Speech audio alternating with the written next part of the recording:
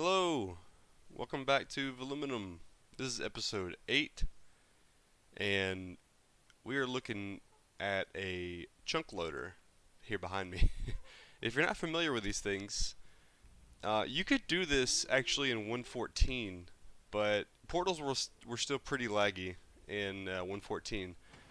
This only became pretty common in 1.15 because of how unlaggy portals have become. So this is actually really simple, and you've got 16 items in this hopper clock here, and so every time this flickers it sends a minecart through the nether, or through this portal, and then on the other side where this portal is linked up it sends it right back immediately, and then it stays in here for another, until this triggers again. And so what this does is keep a 3x3 chunk area loaded on the other side, and then a 5x5 lazy chunks. I think that's right. So I had this portal. The reason there's another portal here is because I don't go through the portal that's being chunk loaded. And so if we come over here, let's just turn this down really quick. Come over here, you can see all the wither bars right there. And this may seem kind of scary, but this is completely safe. This is a design by Fallen Breath. You can take this out. And this is really cool. One thing I'll go ahead and point out is that a lot of bedrock was broken here. A lot. So I got some screenshots to show you that should be on the screen anytime now, popping up. The reason there's screenshots is because I did most of this at my office. Luckily I have a job where I can have my laptop open and just kind of do things on the side. Some basic, play a game like Minecraft or just web browsing, things like that. It's not a big deal. So the majority of this was done this past week at the office. There's a lot of bedrock being broken, and we needed this 3x3 area here to trap the wither in, and then have room for all this redstone. All of this wasn't needed to be broken, but it's basically one chunk to make room for all the redstone. I figured it'd be better to show you in Fallen Breath's test world that he's got this wither mob switch built up in. So this is the contraption here, and you've just got this conveyor that'll send the soul sand blocks down here, and then these up here dropping down the wither skeleton heads, the skulls.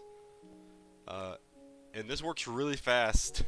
It's got to work fast enough because as soon as blocks are pushed into withers here, they will break. So this has to immediately, in the same tick almost, make a wither and just push it onto this wall here and in this 3x3 bedrock formation, so it's stuck.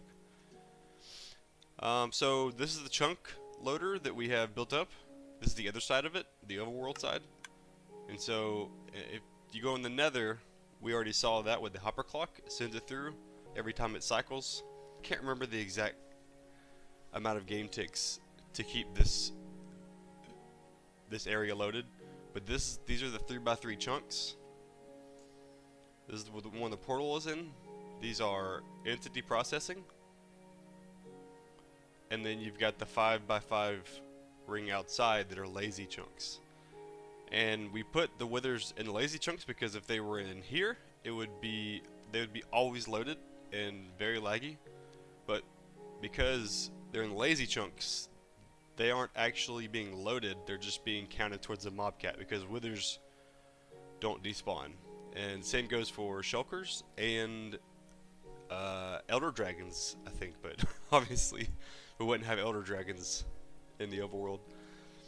So we are not doing a Shulker mob switch for the overworld. I found this to be much easier. It took a little bit longer because of all the bedrock we had to break, but much less a hassle than transporting 70 or so Shulkers from the end into the overworld, and then building up a building to switch them out and in from the lazy chunks. So this is just built up with withers, and so we're back here over at the chunk loader. So as long as we want to have an overworld mob switch, we just leave this on. And if we want to turn them off to run a farm or anything, we just come over and flip this lever, lock this hopper, and it will turn off. And the other side will be unloaded, so the withers won't count towards the mob cap anymore. Alright, now that that's been explained, the overworld mob switch was necessary to keep mobs from bothering us in any big overworld projects. The nether hostile mob farm for wither skeletons was necessary to get beacons so we could dig. Those two projects kind of led up to this one. This is our first, will be our first overworld perimeter farm, and it's going to be a guardian farm. Now this square looks pretty simple for now, but it's not just going to be a square. I'm going to drain this square. This is bigger than in a despawn sphere. I think it goes like the edges go to like here, like something like this. So this has to be drained, and it's just I don't know a way to drain in a diagonal way. So I'm just gonna drain this whole square, and then we'll dig out what we need basically, and then spawn proof the rest. But I have a design. It's more like a diamond shape for the actual dig, and then the corners will kind of stagger down. So instead of it being just a big square around this thing, all the way down to bedrock, it'll look a lot better than this. It'll be more of a diamond shape. You'll see once we start digging, but we have a lot of draining to do first. And so what I think the best option is here are going to be sweepers, and they're just flying machines that take away the source blocks. So I'm just going to build them up along this wall here and set it off, and it should, you know, go back and forth and take it all the way down. But they won't really work well if the ground down here is not flat. So we've got some flattening to do. That's why the beacons are already set up here. The kelp has to go as well, I think. I don't think the seagrass will affect the sweepers, but the kelp definitely needs to go. It looks like a lot now, but it really won't be that bad. As you can see, I already took down the monument. It's so much easier when there's just when there's no guardians attacking you with the mob switch. That's the the top left up there. There's 100. Those are 100 withers counting towards the mob cap. Oh, also elder guardians. They also don't despawn, and they will spawn with the fortress, with the ocean monument, even when there's a mob switch on. But there's only 3 per monument, and they were easy to take out, and then the rest was easy to take down just because there's no more guardians attacking us. I've got 1 conduit, so I need to go out searching for more of those, because it's kind of annoying to, you know, I'm digging this mountain down here, but the rest is gonna need to be flattened as well, and having to come up for air is pretty annoying. But this is our first big project. Our first big dig. Wrong button. So like I said, we've got to sweep we got to sweep this area first, drain it, and then we can start digging. And with a dig that's going to be that big, we're going to need some sufficient storage. So I've started work on this. This is going to be our bulk mining storage building. And so this is a design by SamostheSage. It's a double speed shulker loader and item sorter. So this will sort everything that I've got here at 2 times hopper speed, and it'll sort them into shulker boxes into these chests here. Now you say there's only 4 of these, so this will fill up pretty quick. What I'm going to do is have a chest here as well, that if these start to fill up, that lantern will turn on. It'll lock the system, so no more can go down into the hopper array, and you know, the light will let me know that it's full, and I'll take them out and put them into the bulk chests here, and that's how I'm going to do these. Now, I decided to do these instead of having a storage at the perimeter, I just figured it would be easier to have one bulk automated system in one area instead of a bunch of them. Like if I'm gonna, I plan on having multiple perimeter digs in this world. I don't want to set one of these up or something similar to this at each one of those and then bring the shulkers back. I'll basically be digging, filling up shulkers as I dig with just, junk, toss them into chests, and then when the dig is totally done, bring them back here, put them through the system, and let them sort out that way. Once we're done digging. And so this is going to store everything that you would find in a perimeter overworld dig. All the blocks you've got here, the ores minus diamond and emerald. The diamond and emeralds, if I mine those, I'll just put them into their own special shulker box aside from the rest, because there won't be that many of those to be dug. But things like obsidian, when there's underwater caves, magma blocks, if there's mine shafts, you've got, planks, fences, rails, and cobwebs. And I'm going to get the cobwebs because I'm not going to... These are finite. You can't craft these, so I'm going to use shears to get them if we run across them, instead of just cut them down and get string. Because you can already get string from either a general mob farm or a string specific farm anyway. So, more important to get cobwebs, to collect cobwebs than string. But the only problem I'm running into now is, let me get up here. Let's take this down. Something I didn't know, and you learn as you go, right? For double speed sorters, you need a lot more items than just the 41 that would go into this item filter up here. You need to fill up the hopper below and 41. So I think it's 361 items. Not a big deal for most things, but things like the ores, it took a while to collect these and fill up the hoppers to get them to be sorted properly. And I'm still missing two things. I'm missing lapis, and I'm missing the cobwebs. I don't have cobwebs. So what I've been doing is going to the perimeter that we're going to be digging at, the Guardian perimeter, and just going down where the beacons are between, 30 and 0, and just digging out big rooms over there. Something like this. So this is basically what I've been doing. Just been digging huge gaps down here to look for lapis.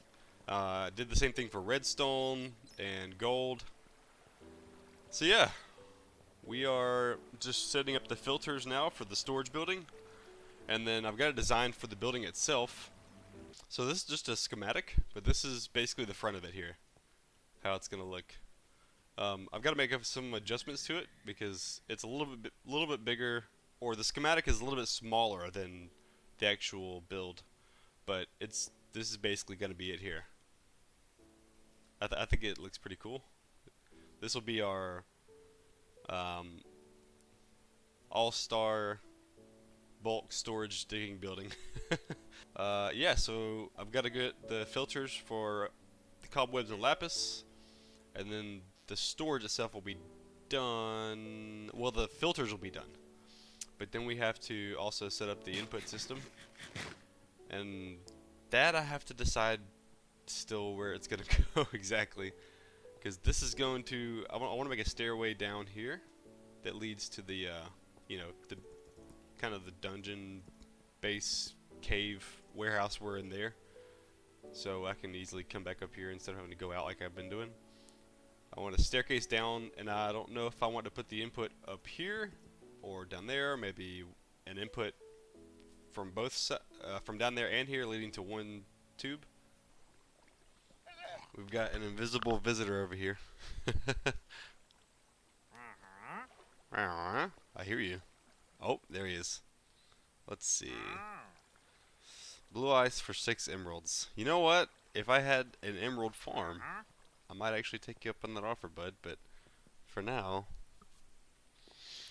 that is mostly useless and quite expensive for one piece of blue ice for 6 emeralds. So we're up here now and almost done with the actual building of the storage building. Our bulk mining building. Let's make sure this is right. Yep, that's even. Let's go in free cam and take a look at the building. I think that looks pretty cool. You can see the similar... Oh! And there's a zombie siege.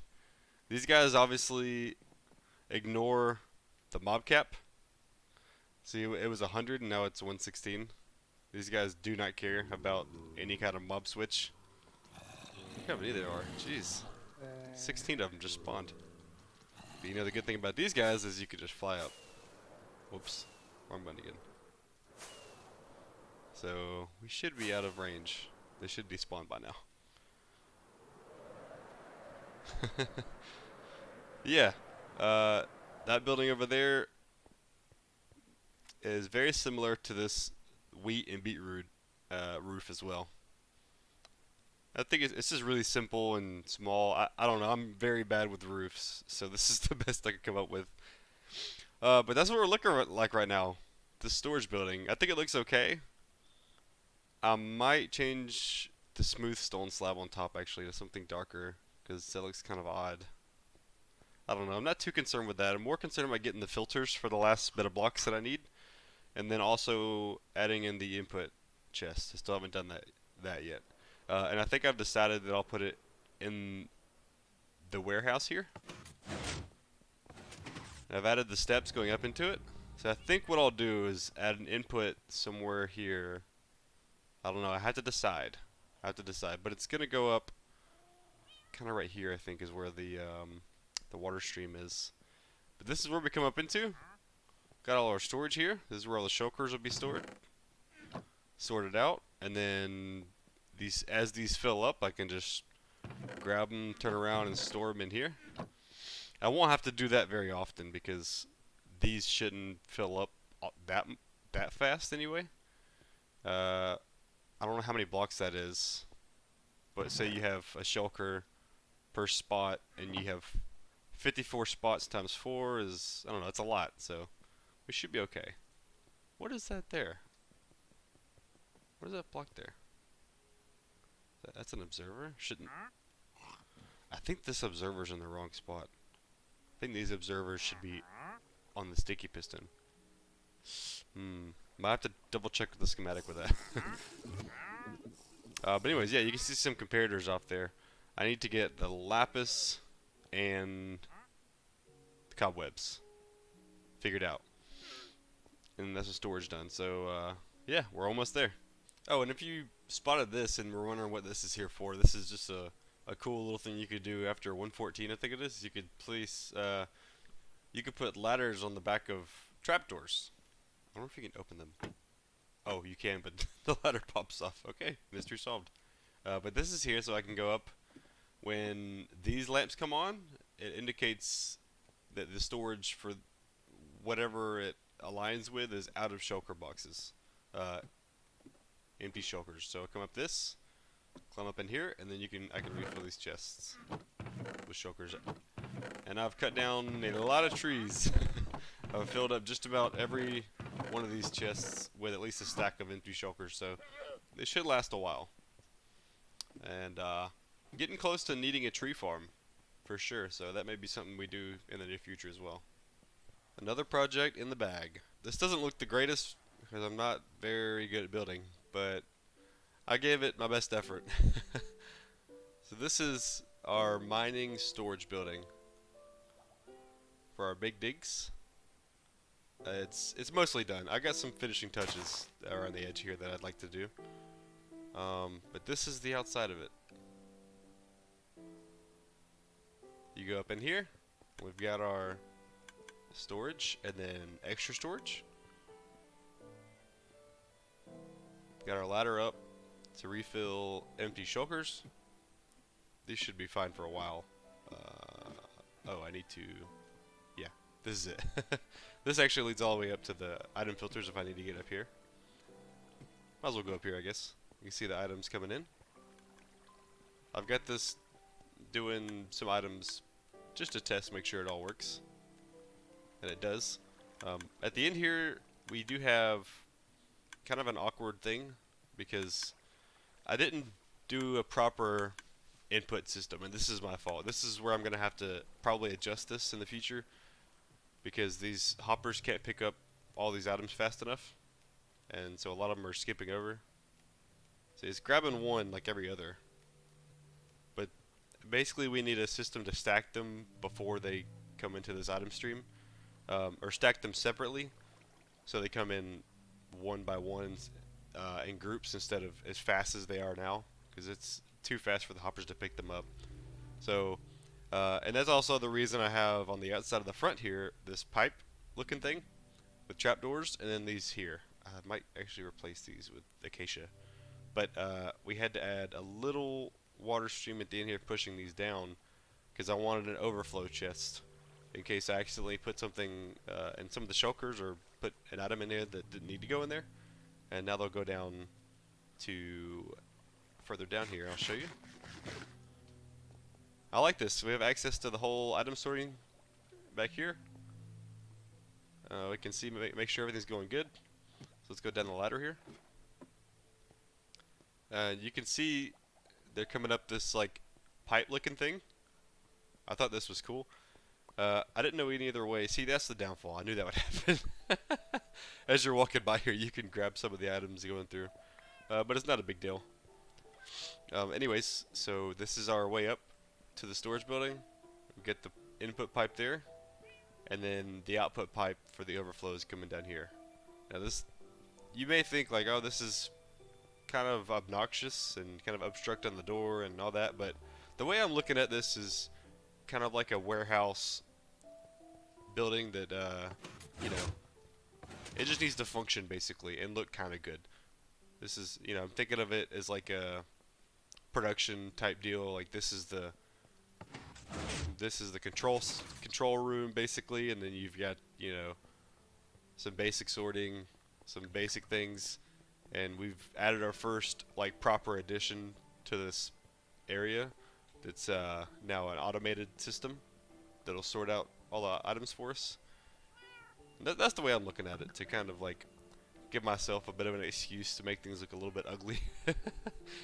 So yeah, these are pipes that'll be going in and out, and these two chests here, what are these? So this is your input chest, and this can actually take shulkers and loose items. It's a bit noisy, so we'll turn this down. This is another system by SamostheSage. You've got an input here that sends everything down into this dropper here. And the reason you can put shulkers and items is because shulkers will not go into this shulker. They'll continue down into this chest. And then once they're down in here, they'll go down to this dispenser and dispense the shulker. And this will be unloaded here into this very compact shulker unloader. And so the items will come out here, and then once the empty shulkers are done, they'll be kicked into this barrel and then sent up this item elevator into this chest. And this will take the empty shulkers. I think I did that right. We'll check that in a minute. But so we've got, this is our input, and this we'll pick up our empty shulkers from here. And I kind of wanted to come up with a cool way to have this as like a hazardous area, like caution, like don't enter this area, and have it fenced off to like you come in here, because this is pretty, you know, this is the input chest here. This is a big deal, and this is where you pick up your empty shulkers that are done unloading. That will do it for episode 8. We'll get to work on the big monument drain / dig. Hopefully in the next episode. There'll be a lot of draining to do in the near future. Thank you for watching. I'll see you next time.